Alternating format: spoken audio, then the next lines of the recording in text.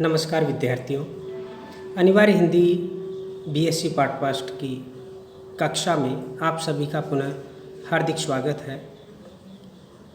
आज हम अनिवार्य हिंदी के गद्य भाग के तृतीय पाठ रामरक्ष बेनीपुरी और उनका निबंध गेहूं बनाम गुलाब, इस पर अंतिम चर्चा करने जा रहे हैं।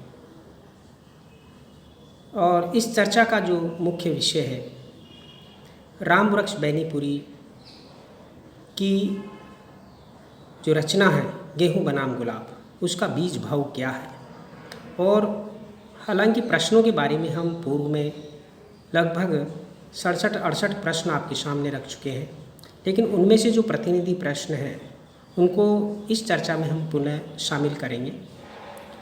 रामरक्ष बेनीपुरी के बारे में आपको बता दें कि रामरक्ष बेनीपुरी जहाँ एक उच्च कोटि के साहित्यकार हैं, उच्च कोटि के पत्रकार हैं, उच्च कोटि के निबंधकार हैं, वहीं एक स्वतंत्रता सेनानी भी है।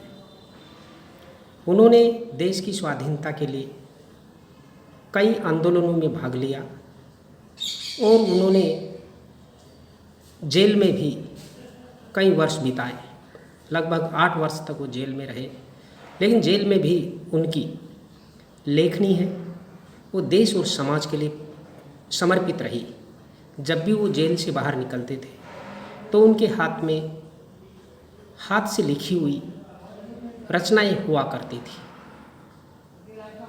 और इस प्रकार से एक प्रभुत मात्रा में राष्ट्र और देश को समर्पित साहित्य उन्होंने हिंदी को दिया है।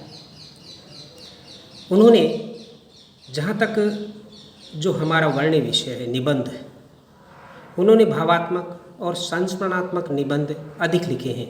उनके लिखे कुछ रेखाचित्र बहुत प्रभावशाली हैं, जिनमें उन्होंने उपेक्षित लोगों के जीवन के कोमल और सजीव चित्र अंकित किए हैं।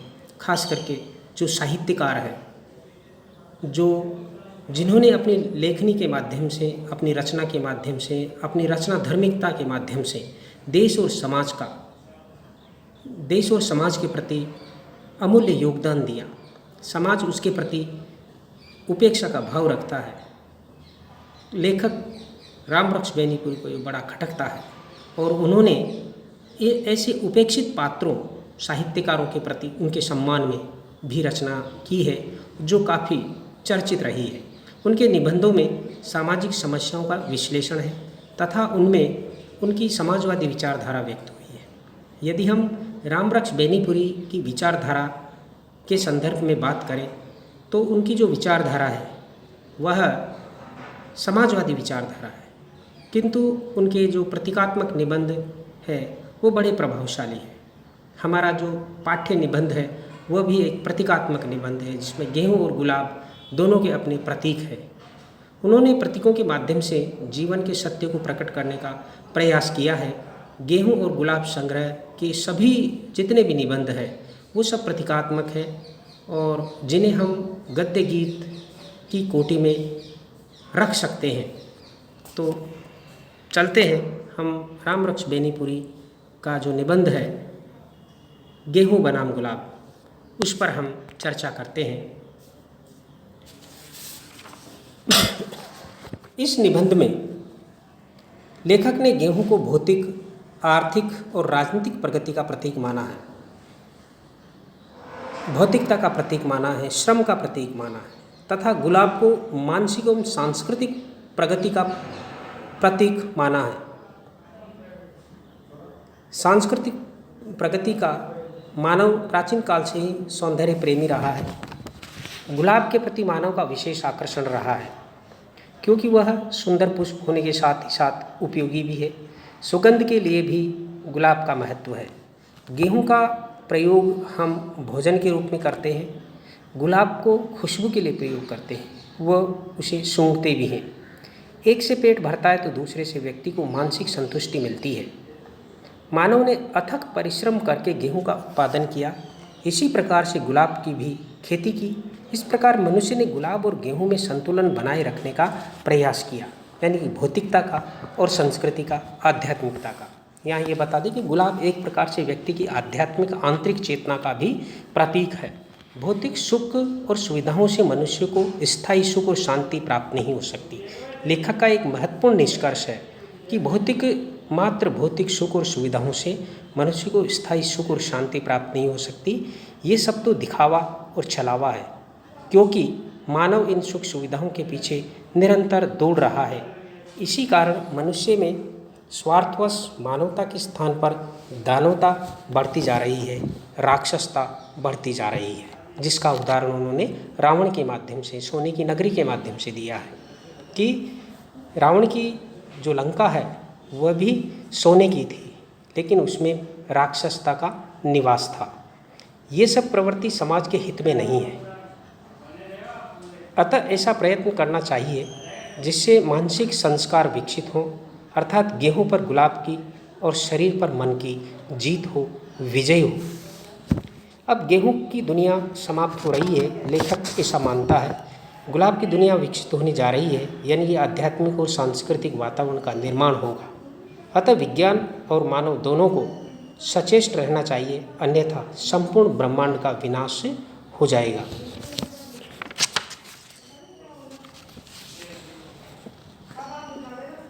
गेहूं बनाम गुलाब निबंध की इस प्रतीकात्मकता को समझने की बेहद आवश्यकता है। प्राचीन युग में इन दोनों चीज़ों में बड़ा ही संतुलन था। प्राचीन काल में गेहूं और गुलाब की क्या स्थिति थी, इसका भी संकेत लेखक ने किया है। मनुष्य अपने जन्म के साथ ही भूख साथ लेकर आया। अपनी इस भूख प्यास को मिटाने के लिए उसने प्रकृति के हर तत्व से भोजन जुटाने का प्रयास किया। जन्म से ही अपने साथ भूख लाने वाला यही मनुष्य आदिकाल से ही सौंदर्य प्रेमी भी रहा है। अपनी क्षुधा को शांत करने के लिए उसने जहाँ एक और कठिन परिश्रम किया, वहीं अपनी कोमल भावनाओं को भी नष्ट नहीं होने दिया। उसने अपनी इन कोमल भावनाओं को भी नष्ट होने नहीं दिया। उसने अपनी इन कोमल भावनाओं का कुशलतापूर्वक पोषण किया है, और वही उसकी आध्यात्मिक और सांस्कृतिक चेतना है। अपनी भूख मिटाने के लिए जहाँ उसने पशुओं को मारकर उनका मांस खाया, वहीं अपने मनोरंजन और अपनी मानसिक शांति के लिए उन्हीं पशुओं की खाल से ढोल को बनाया, संगीत को जन्म दिया, बाँस से लाठी बनाने के साथ ही बांसुरी भी बनाई।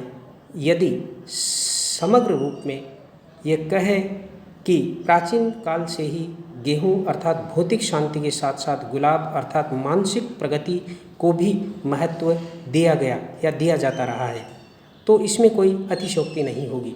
हम हमारी सभ्यता और संस्कृति का जब ऐतिहासिक अध्ययन करते हैं तो ये सारी बातें स्पष्ट हो जाती है। गेहूं और गुलाब की वर्तमान स्थिति मनुष्य के शरीर में पेट का स्थान नीचे और मस्तिष्क का ऊपर होता है।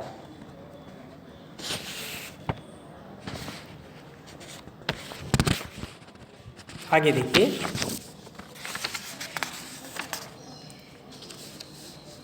मनुष्य गेहूं खाता है और गुलाब सूंघता है। एक से उसका शरीर तृप्त होता है और दूसरे से उसका मन तृप्त होता है, मानस तृप्त होता है। मनुष्य ने जब से दो पैरों पर चलना सीखा, उसके मन ने गेहूं अर्थात अपनी भूख पर काबू करने का प्रयत्न किया। वह आदिकाल से ही उपवास, व्रत एवं तपस्या करके गेहूं पर विजय प्राप्त करने की चेष्टा करता रहा। गेहूं और गुलाब के संतुलन से ही सुख शांति बनी रह सकती है, परंतु आज ये संतुलन टूट रहा है, ये संतुलन बिगड़ रहा है। वर्तमान समय में गेहूं घोर परिश्रम का प्रतीक बन गया है, तो गुलाब घोर विलासिता का। आज संतुलन की आवश्यकता है। मनुष्य ने जब से अपनी क्षुधा को शांत करने के लिए परिश्रम करना प्रारंभ किया, उसने परिश्रम के साथ संगीत को भी महत्व दिया। आदिकाल में मनुष्य ने गेहूं और गुलाब अर्थात शरीर और मन में समन्वय स्थापित किया था। यही कारण था कि वो सुखी था, परंतु वर्तमान युग के भौतिकतावादी समय में यह संतुलन टूट गया है। इसलिए सर्वत्र अशांति और हाहाकार मचा हुआ है। सभी जगह युद्ध और संकट के बादल मंडरा रहे हैं। यदि इसी प्रकार गुलाब और गेहूं का यह संतुलन बिगड़ता रहा तो सर्वनाश अवश्यंभावी है।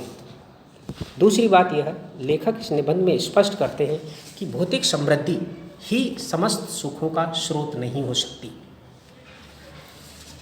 भौतिक सुख सुविधाओं से स्थायी सुख और शांति की प्राप्ति असंभव है। यह केवल क्षणिक अथवा सुख का दिखावा मात्र हो सकता है, किंतु इससे मानव को स्थायी शांति और प्रगति नहीं हो सकती।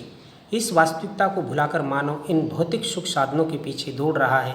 परिणाम स्वरूप मानवता के स्थान पर दानवता बढ़ती जा रही है।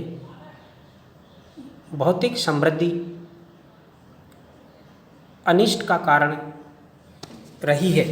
भौतिक समृद्धि अनिष्ट का कारण नहीं है, किंतु मनुष्य की अधीरता और इन साधनों को प्राप्त करने की लालसा ने उसे भौतिकता में व्याप्त राक्षसी प्रवृत्तियों में संलिप्त कर दिया है। भौतिकता में व्याप्त ये राक्षसी प्रवृत्तियाँ सबसे अधिक अहितकर है, अहंकार को जन्म देती है। इसलिए आज यह आवश्यक हो गया है कि ऐसे उपाय किए जाएं जिससे व्यक्ति को मानसिक संस्कार हो, अर्थात गेहूं पर गुलाब की, शरीर पर मन की और भौतिकता पर संस्कृति की विजय हो। और अगर हम ऐसा कर पाए तो ये मानवता के इतिहास में एक नए युग का शुभारंभ होगा। लेखक का ऐसा मानना है और लेखक को एक दृढ़ विश्वास है कि ऐसा होकर रहेगा। नए युग का प्रारंभ की कल्पना भी लेखक ने इस निबंध में की है। गेहूं की दुनिया अर्थात भौतिकता की स्थूल दुनिया नष्ट हो रही है।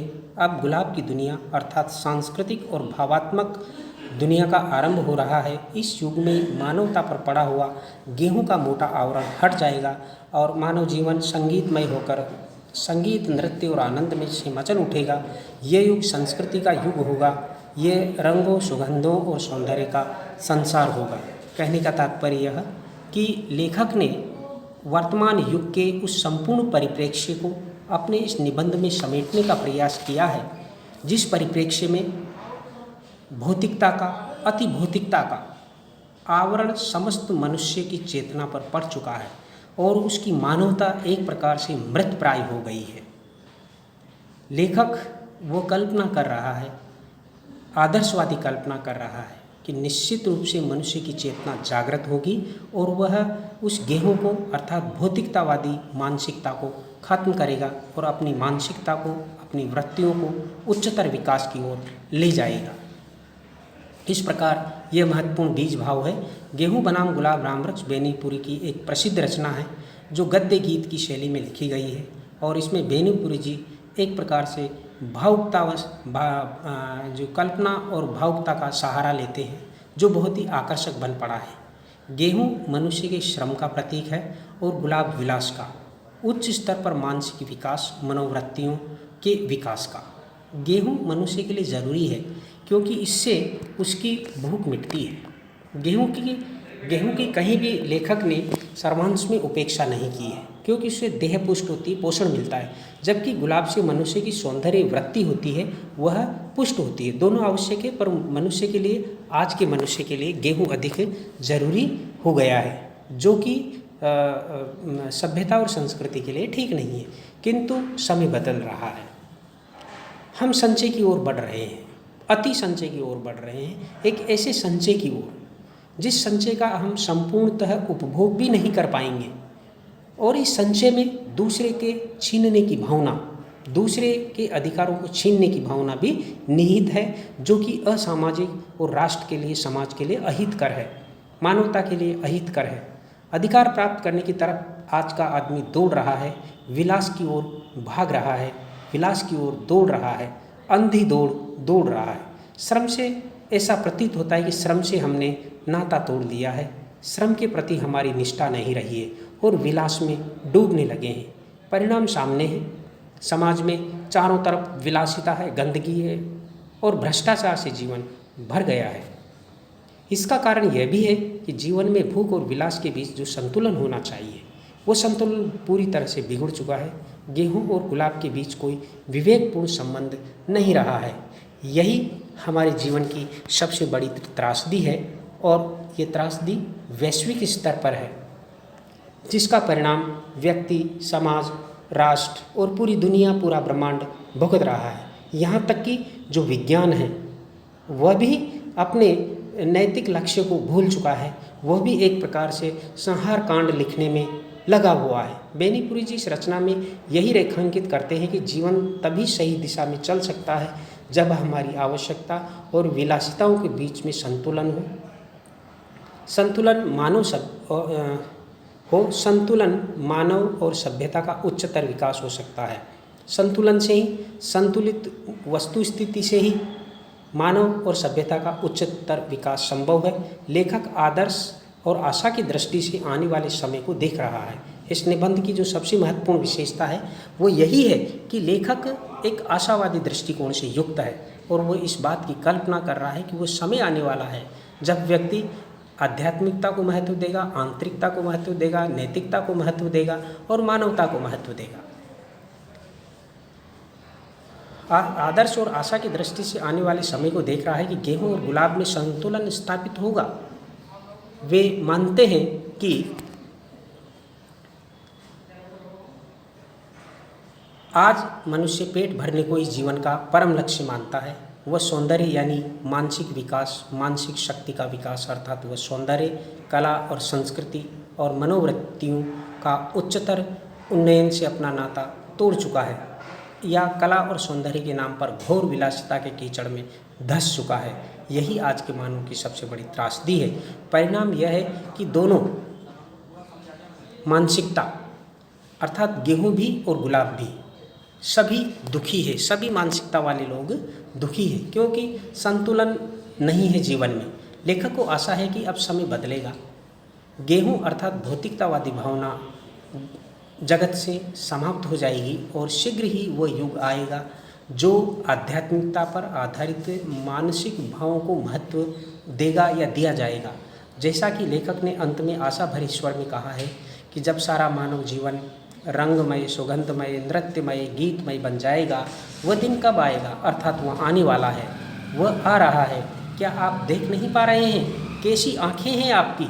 शायद उन पर गेहूं का मोटा पर्दा पड़ा हुआ है, भौतिकता का मोटा पर्दा पड़ा हुआ है, वासनाओं का मोटा पर्दा पड़ा हुआ है। पर्दे को हटाइए और देखिए कि वहाँ अलौकिक स्वर्गिक दृश्य इसी लोक में अपनी इसी मिट्टी की पृथ्वी पर हो। सो के दीदार तो नज़रें पैदा करें। अर्थात अगर आपको वो दृश्य देखना है तो नज़र पैदा कीजिए, वो दृष्टि पैदा कीजिए। निश्चित रूप से आपको उस आने वाली मानवता का दर्शन होगा और आप उसे देख करके भाव विभोर हुए बिना रह नहीं सकते। अब बेनीपुरी, रामवृक्ष बेनीपुरी से संबंधित, लेखक के व्यक्तित्व से संबंधित, कर्तृत्व से संबंधित और इस निबंध से संबंधित जो कुछ मुख्य प्रश्न हैं, हालांकि हम इनमें से बहुत महत्वपूर्ण प्रश्नों को पहले भी ले चुके हैं, लेकिन इन प्रश्नों पर भी आपको ध्यान देना है कि गेहूं बनाम गुलाब किस शैली का निबंध है। तो उत्तर होगा गद्य गीत शैली या प्रतीकात्मक शैली। और आपको बता दें कि इस निबंध का जो प्रकार है वो ललित कोटि का निबंध है। रामवृक्ष बेनीपुरी द्वारा संपादित पत्र पत्रिकाओं के नाम बताइए। तो उत्तर होगा तरुण भारत, किसान मित्र, बालक, युवक, कर्मवीर, जनता, हिमालय, नई धारा आदि पत्र पत्रिकाओं का उन्होंने संपादन किया और वो हिंदी पत्रकारिता के इतिहास में एक युग निर्माता पत्रकार के रूप में जाने जाते हैं। रामवृक्ष बेनीपुरी के निबंधों के नाम बताइए। तो देखिए गेहूं बनाम गुलाब या गेहूं और गुलाब, माटी की मूर्तें, वंदे विनायकों और मशाल। अगला प्रश्न देखिए, रामवृक्ष बेनीपुरी द्वारा रचित रेखाचित्रों संस्मरणों के नाम बताइए। तो माटी की मूर्तें, लाल तारा, जंजीरें और दीवारें और मील के पत्थर। अगला प्रश्न, रामवृक्ष बेनीपुरी के उपन्यास का नाम बताइए। पतितों के देश में। जैसा कि हमने इसके बारे में बताया था कि ये जेल जीवन से संबंधित रचना है। रामवृक्ष बेनीपुरी ने किस प्रकार के निबंध लिखे? तो इसमें है प्रतीकात्मक निबंध है, भावात्मक निबंध है, संस्मरणात्मक निबंध है। इस प्रकार के निबंध उन्होंने लिखे। गेहूं बनाम गुलाब निबंध में गेहूं किसका प्रतीक है? तो उत्तर होगा श्रम का, भौतिकता का, विलासिता का, आदि का। गेहूं और गुलाब के बीच आवश्यक है अर्थात संतुलन आवश्यक है। मैदान जोते जा रहे हैं, बाग उजाड़े जा रहे हैं, किसके लिए? तो उत्तर होगा गेहूं के लिए। गेहूं बनाम गुलाब निबंध में गुलाब किसका प्रतीक है? तो यह है विलासिता का या कि मानसिक वृत्तियों का, संस्कृति का। किससे हमारा मानस तृप्त होता है? तो उत्तर होगा गुलाब से। मानव को मानव किसने बनाया? अर्थात गुलाब ने, अर्थात उसकी मानवता ने, उसकी मनोवृत्तियों ने, उसकी संस्कृति ने, उसकी नैतिकता ने। अगला प्रश्न है, भरी जवानी में कौन सिसकियाँ ले रहा है? तो एक गुलाब के लिए आया है। किसको महत्व देने के चक्कर में मानव अपनी शांति खो रहा है? तो स्पष्ट उत्तर होगा, भौतिकता को महत्व देने के चक्कर में मानव अपनी शांति को खो रहा है। अब नए मानव की यह नई आकांक्षा हो, निबंध के अनुसार नए मानव की नई आकांक्षा क्या है? उसकी यही आकांक्षा है कि गेहूं पर गुलाब की विजय हो, भौतिकता पर आध्यात्मिकता की विजय हो, मन पर, शरीर पर मन की विजय हो और एक नए सांस्कृतिक वातावरण का निर्माण हो। देश को आज़ादी मिलने पर गुलाब किसका प्रतीक बन गया? तो उत्तर होगा स्वाधीनता का। निबंध में रामवृक्ष बेनीपुरी ने किसकी अतिशयता का विरोध किया है? तो यहाँ पर लिखे गुलाब की अतिशयता का। अगला प्रश्न है, अब प्रतीक बन गया है हड्डी तोड़ने वाले, थकाने वाले, उबाने वाले, नार की यंत्रणा देने वाले श्रम का, किसके लिए कहा गया है? अर्थात गेहूं के लिए। एक ऐसे श्रम का प्रतीक बन गया है जिसमें व्यक्ति दिन रात मेहनत करता है लेकिन फिर भी पेट की भूख नहीं शांत कर सकता। प्राचीन काल से उपवास, व्रत, तपस्या आदि उसी चेष्टा के भिन्न भिन्न रूप है। कौन सी चेष्टा की बात कही गई है? तो उत्तर होगा गेहूं पर विजय प्राप्त करने की। अगला प्रश्न है, गेहूं बनाम गुलाब निबंध में आए उटोपिया शब्द का अर्थ है? तो उत्तर होगा कल्पना का वितान। सोने की नगरी में कौन निवास करती थी? अर्थात राक्षसता, अर्थात राक्षस। रावण की लंका में कौन निवास करते थे? राक्षस, और उनकी राक्षसता। वहाँ मानवता निवास नहीं करती थी, भौतिक दृष्टि से संपन्न थी, लेकिन फिर भी लेखक ने निबंध में लिखा है कि भौतिकता की दृष्टि से व्यक्ति संपन्न हो, इसका मतलब यह नहीं है कि उसमें मानवता निवास कर सकती है। आज के जीवन में मानव की सबसे बड़ी त्रासदी ही यही है कि वह भौतिकता में सुख देखने की कोशिश करता है और वास्तव में भौतिकता में सुख नहीं है। गेहूँ बहुत दिनों तक हमें किसका गुलाम बनाकर रखना चाहेगा? अर्थात पेट का। वृत्तियों को वश में करने के लिए मनोविज्ञान क्या उपाय बताता है? 2 उपाय बताता है, इंद्रियों का संयमन और वृत्तियों का उन्नयन। हमारे ऋषि मुनि क्या उपदेश देते आए हैं? वो संयम का उपदेश देते आए हैं। यहाँ आपको बता दें कि लेखक की दृष्टि से वृत्तियों का उन्नयन ही सबसे अच्छा उपाय है, व्यक्तित्व के विकास का, नैतिकता के विकास का, संस्कृति के विकास का, सुख के को प्राप्ति का। किसके लिए मैदान जोते जा रहे हैं, बाग उजाड़े जा रहे हैं? तो उत्तर होगा गेहूं के लिए। अगला प्रश्न है, गुलाब की दुनिया से लेखक का क्या अभिप्राय है? अर्थात मानस का संसार, व्यक्ति का नैतिक संसार, व्यक्ति का सांस्कृतिक संसार, व्यक्ति का आध्यात्मिक संसार। जब तक मानव के जीवन में गेहूं और गुलाब का संतुलन रहता है तो जीवन कैसा रहता है? अर्थात जीवन सुखी और आनंदित रहता है। प्रचुरता में भी राक्षसता न आवे, इसके लिए लेखक क्या उपाय बताते हैं? इसके लिए क्या उपाय है? अर्थात वृत्तियों का उन्नयन और इंद्रियों का संयमन। रामवृक्ष बेनीपुरी का जन्म कब और कहाँ हुआ था? सन 1902 में बेनीपुर, गांव मुजफ्फर और राज्य बिहार, यानी कि बिहार में उनका जन्म हुआ था। अगला प्रश्न यहीं पर ख़त्म होता है, हमारी ये चर्चा भी यहीं ख़त्म होती है। आप देखते रहें, धन्यवाद।